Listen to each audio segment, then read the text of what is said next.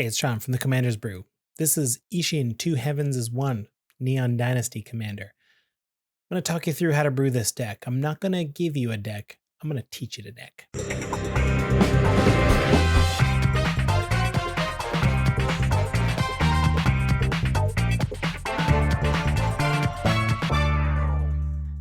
Isshin, Two Heavens is One.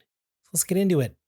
We all saw Isshin. Isshin is a 3-mana legendary commander. I love a 3-mana commander. That means we can recast them a couple times if something bad happens.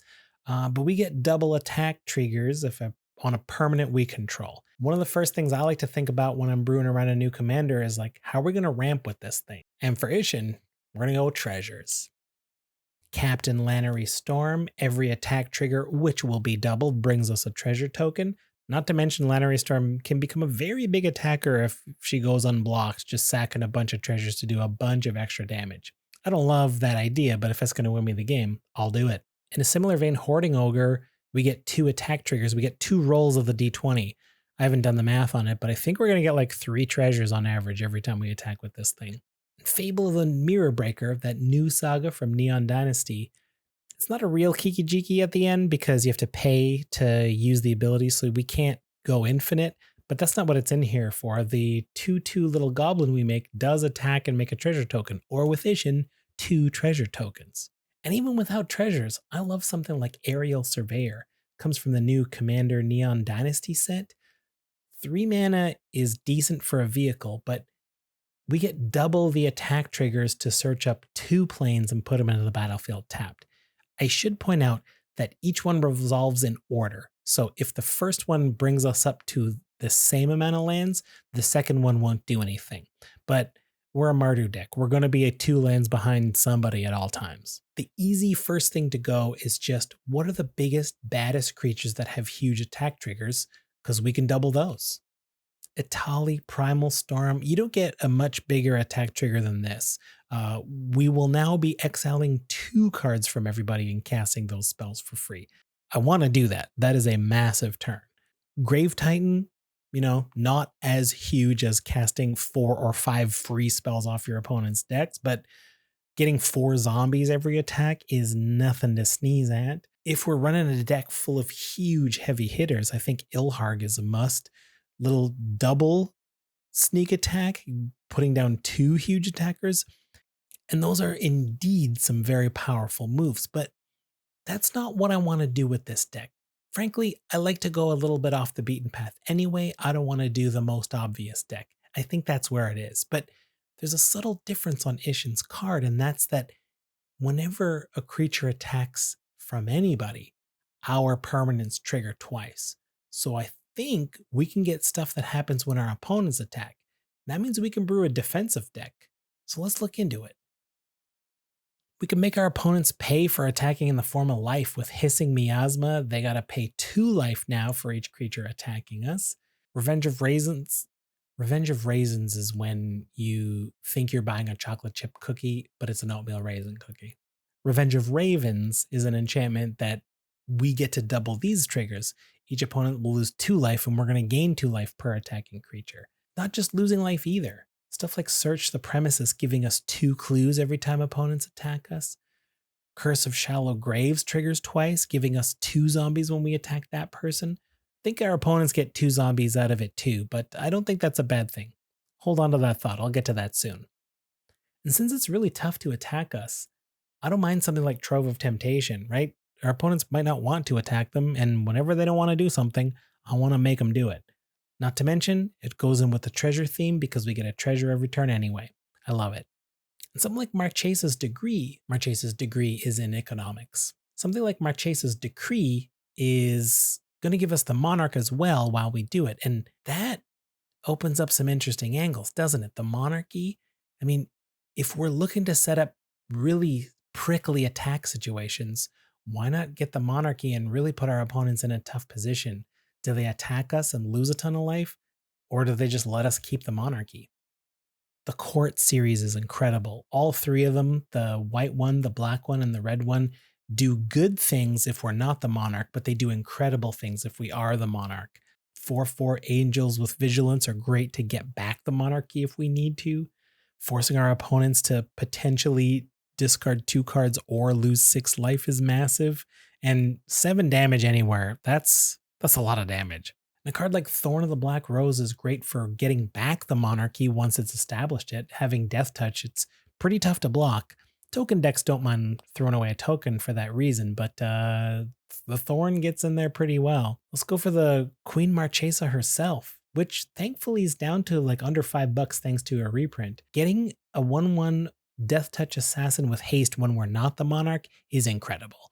That's a token that we don't care what happens to, and I'm happy to throw it at someone to get the monarchy back. Magda Brazen Outlaw doesn't give us an attack trigger. So when she becomes tapped, we get a treasure.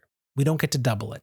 But since treasure's our theme, we will easily amass 5 treasures, so we can sack them for a dragon or artifact, in particular, Skyline Despot. It's another way for us to get the Monarch, and with Magda's ability, we can pull this one out of the deck at instant speed, so our opponents won't see it coming, and we'll be able to have the monarchy during our upkeep.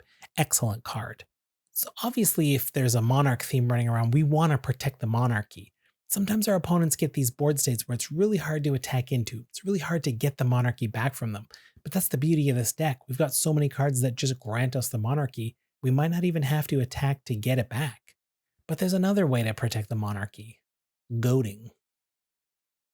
If we got a couple key attackers that are really giving us a hard time, Martial Impetus is excellent. This trigger gets doubled as well, giving their whole team +2/+2 until end of turn, wherever they're headed, as long as it's not us. And the beauty of this card, in my opinion, is that a lot of these goad type effects, these attack effects, give counters to your opponents. Eventually, you have to deal with those counters, but this way, that +2/+2 is going to go away. So when it comes time for them to come at us, we won't have to have them beefed up. Shiny Impetus, similarly, we're going to get 2 treasures every time it attacks, and it has to attack every combat. Carter Doom Scourge, although it doesn't say goad anywhere on it, it effectively goads the whole table. I do love this. And extra drain and gain whenever an attacking creature dies. And although it's not goading, forced attacking in general is just good for a deck like this. So of course Fumiko has a spot. Bushido comes in handy sometimes, but just making everyone attack is excellent. Players hate when you've got a Fumiko on the battlefield. Goblin Spymaster's getting a bit pricey. It's getting close to $10, but in a similar vein, making everyone attack. And it gives them more creatures. Remember those zombies from that curse before?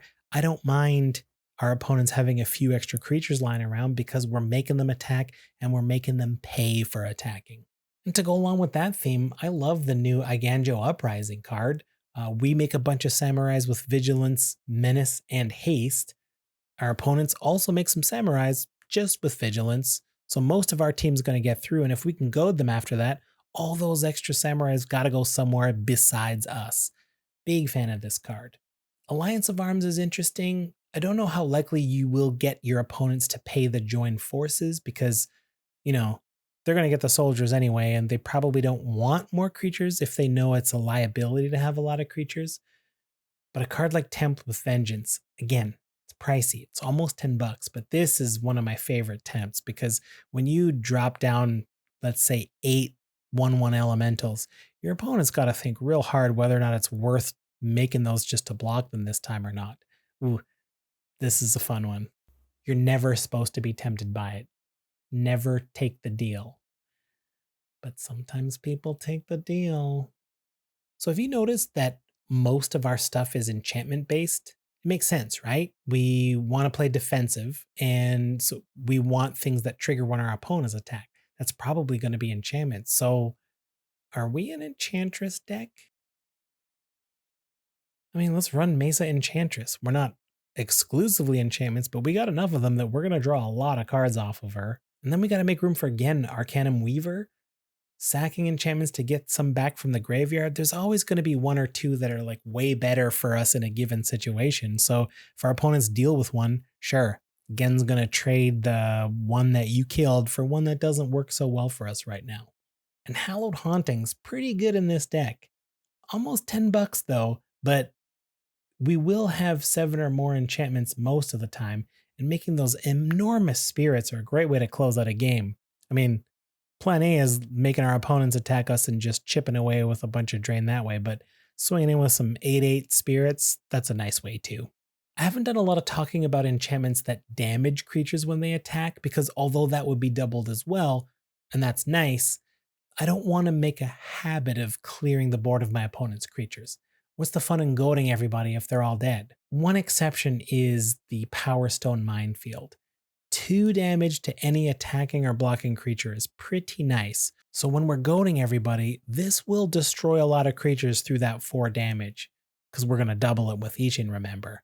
But now if that card's in here, maybe it makes a bit of sense to run a card like Tajic for his all non-combat damage being prevented to other creatures you control. Now we can attack through that Power Stone Minefield as much as we want. And heck, there's room for Mark of Asylum as well, which does the same thing. And Blessed Sanctuary also doing that and giving us 2/2 white unicorns while we're at it. Of course, if you got cards like that, it is real tempting to run a Blasphemous Act or other damage-based wraths. Being able to just clear out your opponents but leave all of your creatures, that's a quick way to close a game.